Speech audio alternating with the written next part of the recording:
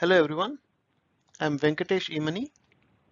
I'm currently working as a scientist at Microsoft Gray Systems Lab in Madison, Wisconsin.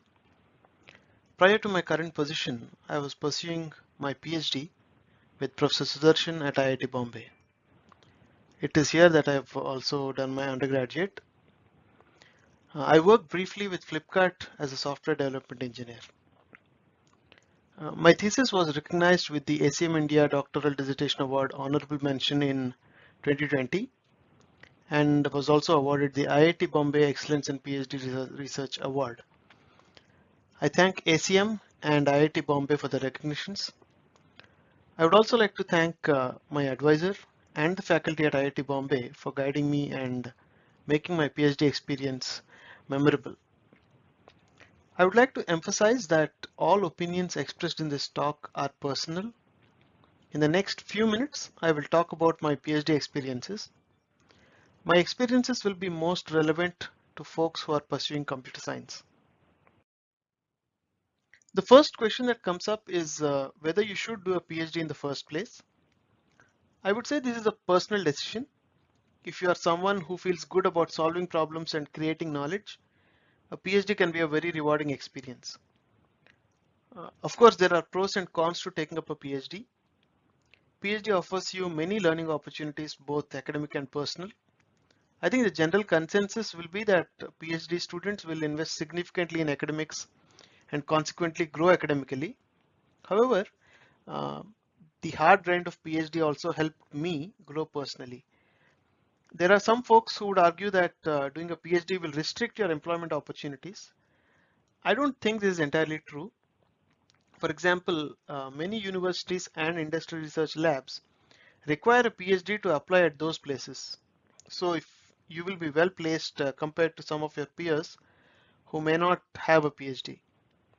Another cool thing about PhD is that when you publish and present papers, you get to travel to wherever the conference is held.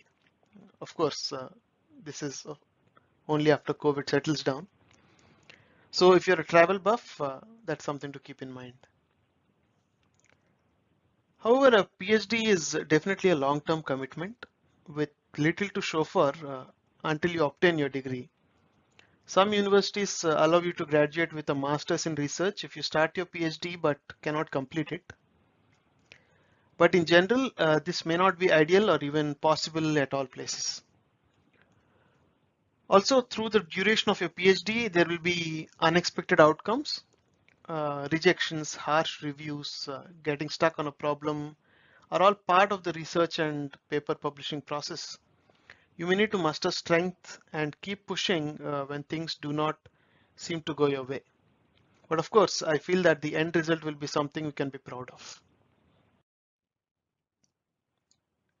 I wanted to include a few pointers from my experiences for folks who may be wanting to do a PhD.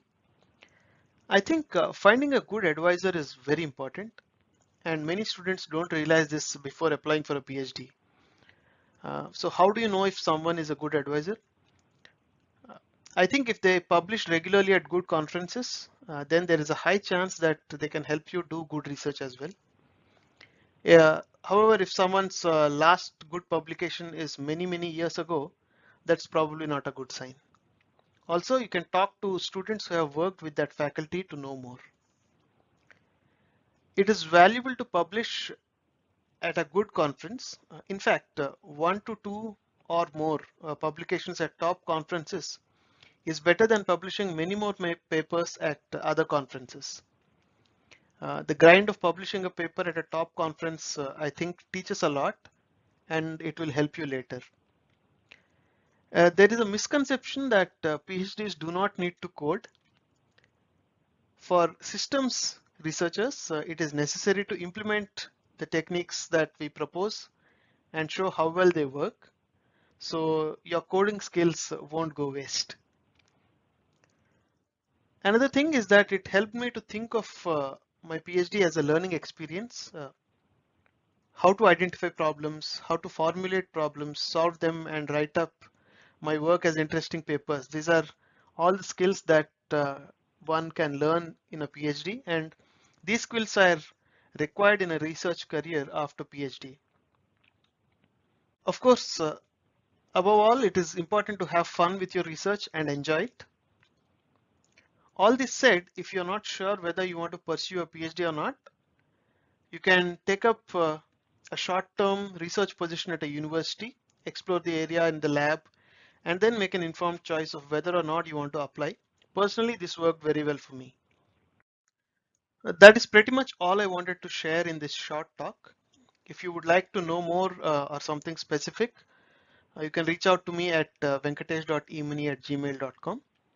Hope this has helped a few people.